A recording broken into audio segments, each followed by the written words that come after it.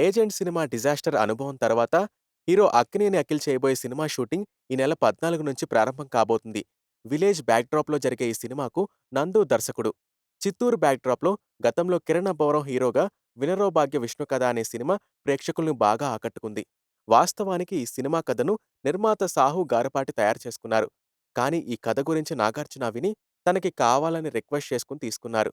తమ ఫ్యామిలీకి village backdrop సినిమాలు కలిసొస్తాయని, అఖిల్‌కి కూడా అలాంటి సినిమా కావాలని చూస్తున్నా అని చెప్పి తన సొంత బ్యానర్ మీద నిర్మిస్తున్నారు.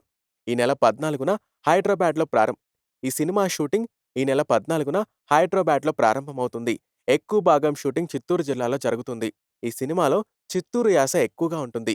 చిత్తూరు ప్రాంతంలో భారతం మెట్ట అనే కొండ ప్రాంతం ఉంది. అక్కడ ఎక్కువగా షూటింగ్ జరుగుతుంది. నాగార్జున నిర్మాతగా అఖిల్ కోసం చేస్తున్న రెండో సినిమా ఇది.